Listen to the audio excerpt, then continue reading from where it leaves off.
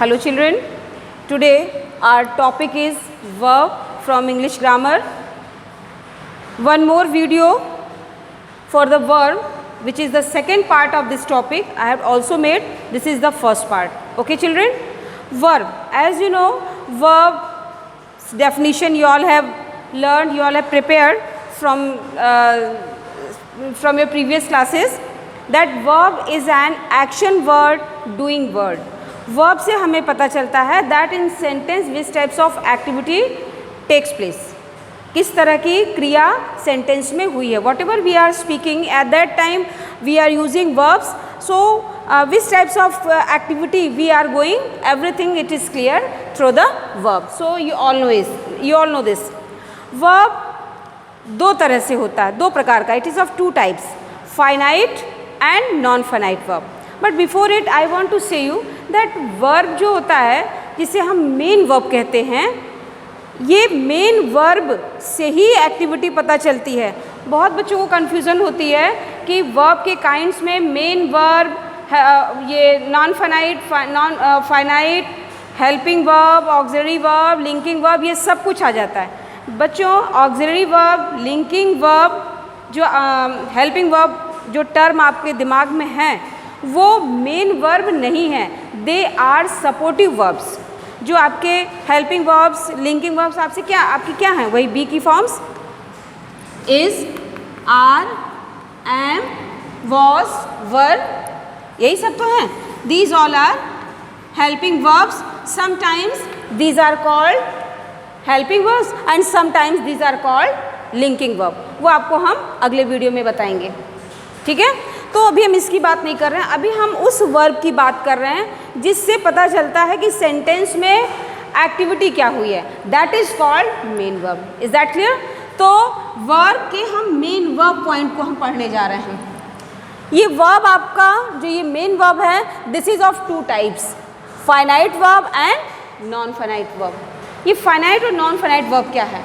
Finite verb, this is affected with the tense and subject.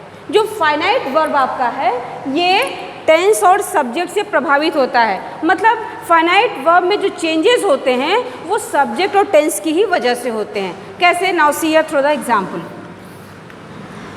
I have written here he is playing. Okay, I have written here he is playing.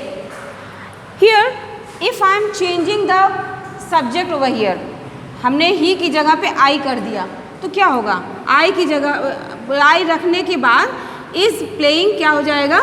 I am playing. अगर हमने आई की जगह पर दे रख दिया तो ये are playing हो जा रहा है. ठीक है ना? इसका मतलब है कि जो ये क्रिया है, ये जो हेल्पिंग वर्ब है ना साथ में, ये जो क्रिया है, इसमें जो चेंजेस, इसके फॉर्म चेंज हो रहे हैं, किस वजह से? सब्जेक्ट हम बार बार बदलते जा रहे हैं. ही की जगह आई की जगह फिर दे कर दिया. तो सब्जेक्ट से कैसे फाइनाइट वर्ब प्रभावित होता है, ये आपने देखा. अब जरा हम टेंस से कैसे प्रभावित होता है ये देखते हैं. मान लीजिए आपका दे आर प्लेइंग है, हमने पास्ट इंडेफिनिट कर दिया तो दे प्लेड हो गया. ओके, हम पास्ट परफेक्ट कर दें तो दे हैड प्लेड हो गया. ओके, मेरे कहने का मतलब है that these here verbs are getting changes due to subject and sometimes due to tense. यही कहना था कि फाइनाइट वर्ब आपका टेंस और सब्जेक्ट से प्रभावित होता है. Is it clear? कि क्रिया में जो मेन वर्ब है वो दो प्रकार का है, फाइनाइट और नॉन फाइनाइट. फाइनाइट वर्ब के बारे में हमने बताया कि ये टेंस और सब्जेक्ट से प्रभावित होता है. ठीक है, टेंस से प्रभावित सब्जेक्ट से प्रभावित ऐसे हो रहा है, he is going, he is playing, I am playing, they are playing. तुरंत इज, आई एम, आर अपनी अपनी जगह पे आ गए. हमने टेंस चेंज कर दिया, पास्ट इंडेफिनिट में किया तो ये प्लेइंग प्लेड में कन्वर्ट हो गया. Again I had converted this into past perfect, it has in the form of had played. It means finite verb is getting changes due to subject and tense. Okay, now sometimes there are no changes. How? Now see, he is going to sing a song, हमारा ये sentence है, he is going to sing a song. इस sentence में आप देख रहे हैं कि दो एक्टिविटी हुई है, गोइंग और सिंग, दो एक्टिविटी हुई है। अब हमें डिसाइड करना है कि क्या कहीं ये दोनों ही फाइनाइट तो नहीं, कहीं ये दोनों नॉन फाइनाइट तो नहीं, या इसमें एक नॉन फाइनाइट है एक दूसरा नॉन फाइनाइट है, तो किस तरह से। लेट अस सी। दो एक्टिविटी हुई हैं, एक जाने की एक्टिविटी हुई है, एक गाने की एक्टिविटी हुई है। आप देखिए ही इज़ गोइंग है, if I am putting here I at the place of he, it will be I am going, okay. But to sing a song, here you can see that there is no changes, यहाँ पे कोई भी change नहीं हुआ है। आप आई की जगह पे कोई भी सब्जेक्ट रखिए, ये तो आपका चेंज हो सकता है, इज गोइंग का आई एम गोइंग हो सकता है, टू सिंग का टू सिंग ही रहेगा। Suppose you are changing the tense, तो he went to sing a song, ये आपका हो जाएगा। ये गो का वेंट हो गया, लेकिन सिंग का टू सिंग का सिंग ही रहा। It means it is clear that this going is finite verb because it is affected due to subject or tense, and here to sing is non finite verb। लेकिन ये कहने का मतलब नहीं है कि sing अपने आप में non finite ही होता है। हम जगह चेंज कर दें, अगर हम ये कह दें he sings, तो ये तो finite बन गया ना, क्योंकि जब हम I करेंगे तो ये sing हो जाएगा। तो ये ध्यान में रखने की ज़रूरत नहीं, कन्फ्यूज़न आप क्लियर कर लीजिए कि सिंग अपने आप में नॉन फाइनाइट वर्ब नहीं है, ये इस सेंटेंस में नॉन फाइनाइट की जगह पर आया है। Make it sure children, okay. So this is the non finite and this is the affected with tense and subject, that's why this is finite. Now we are going to talk about the finite verbs kinds. Finite verb के प्रकार क्या हैं? Finite verb is of two types, transitive verb and intransitive verb. Transitive और intransitive verb, transitive को ही आप हिंदी में पढ़ते हो सकर्मक, और इनट्रांजिटिव को ही आप हिंदी में पढ़ते हो अकर्मक। इसके हिंदी के नाम से ही आपको क्लियर हो जा रहा होगा कि सकर्मक, वेयर कर्म, where object were given, where object were required children. अब मैं आपको यहाँ पे यही एक कन्फ्यूज़न क्लियर करना चाहती हूँ कि सेंटेंस में ऑब्जेक्ट का होना और ऑब्जेक्ट की रिक्वायरमेंट, ये दोनों अलग अलग चीज़ें हैं। Don't try to merge these two points. Transitive verb I have written here needs object, इसे ऑब्जेक्ट की आवश्यकता होती है, और इन ट्रांजिटिव वर्ब को ऑब्जेक्ट की आवश्यकता नहीं होती है। अब पहले तो हम ऑब्जेक्ट ही जान लें, ऑब्जेक्ट एक्चुअल में होता क्या है। Object is the answer of what and home. Object क्या है? Is the answer of what and home and nothing else. Object जो होता है वो सेंटेंस में जो क्रिया होती है, जो आपका फाइनाइट वर्ब होता है, उसमें व्हाट एंड होम आप अटैच करते हैं। अगर रिस्पॉन्स दोनों का मिल रहा है या दोनों में से किसी एक का भी मिल रहा है, तब तो वो क्रिया ट्रांजिटिव कहलाएगी। लेकिन अगर दोनों या दोनों में से किसी एक का भी रिस्पॉन्स नहीं मिल रहा है, तो वो क्रिया आपकी इनट्रांजिटिव कहलाएगी। Let us see how. आपका वर्ब है सिंग। सिंग में आप देखेंगे तो इसे what, somebody says that he is singing in his room, वो अपने कमरे में गाना गा रहा है, ठीक है। Again definitely question will be arouse in your mind, what does he singing. अब वो गा क्या रहा है? वो भजन गा रहा है, या कोई बैलेड है, ठीक है ना, या कोई सैड सॉन्ग गा रहा है, फिल्मी सॉन्ग गा रहा है, कैसा गाना गा रहा है? व्हाट डज ही सिंग, गा क्या रहा है? कोई वो दोहा को, कोई कॉपलेट को, कोई वो एक पोएटिक रिदम दे करके वो गा रहा है। तो सिंग पर आप देखेंगे यहाँ पे व्हाट फिट हो रहा है। एक और देखते हैं, eat. Eat, he eats, what does he eat? Eat के साथ व्हाट अटैच हो गया, okay. Right, he is writing, what is he writing? वो लिख क्या रहा, मतलब राइट में भी व्हाट अटैच हुआ, okay. One more, take.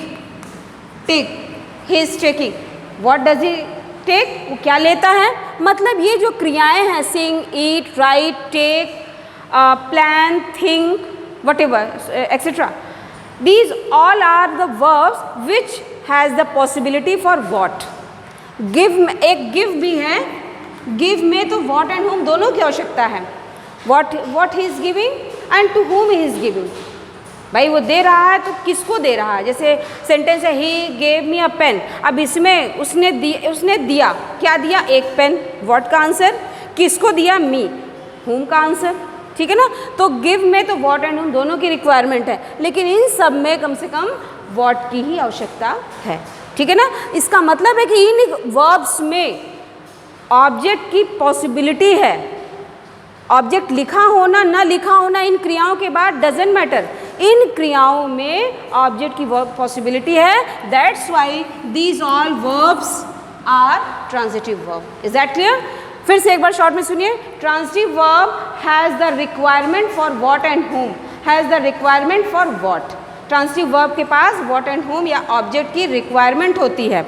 Now see here the example, he plays chess और ही प्लेज, मैंने दोनों ही सेंटेंस में एक ही वर्ब रखा है। आप देख रहे हैं कि पहले सेंटेंस और दूसरे सेंटेंस में इसमें ऑब्जेक्ट लिखा है और इसमें ऑब्जेक्ट नहीं लिखा है, but I am saying that the play verb is transitive verb. कैसे? भाई प्ले में क्या खेल रहा है? चेस खेल रहा है, बैडमिंटन खेल रहा है, क्रिकेट खेल रहा है, तो यानी कि जवाब प्ले से मिल रहा है ना, चेस का, उसका जवाब लिखा हुआ है। यहाँ पे ऑब्जेक्ट नहीं लिखा है, फिर भी प्ले वर्ब व्हाट की रिक्वायरमेंट है, ये ध्यान में रखिएगा। ही प्लेज में ऑब्जेक्ट नहीं लिखा है, लेकिन प्ले अपने आप में ही ट्रांजिटिव है। बहुत सारे बच्चों को ये कन्फ्यूज़न होती है बुक्स में, कहीं कहीं पर मैंने गलत भी देखा, इसलिए मैं बार बार कह रही हूँ कि केवल ऑब्जेक्ट का लिखा होना ही इम्पॉर्टेंट नहीं है। हम इस सेंटेंस को ऐसे भी लिख सकते हैं, he plays with his friend. चलिए, he plays in his room, तो क्या इन हिज रूम और विद हिज फ्रेंड? ये तो नहीं हुआ। ये विद हुम का तो आंसर हो सकता है, एग्जैक्टली हुम का नहीं है, ठीक है ना। तो इन हिज रूम, तो इन हिज रूम वेयर का तो आंसर है, लेकिन हुम का या व्हाट का आंसर नहीं है। मेरे कहने का मतलब ये है, शॉर्ट में इसको समझिए कि प्ले वर्ब अपने आप में ट्रांजिटिव है, दैट्स ऑल।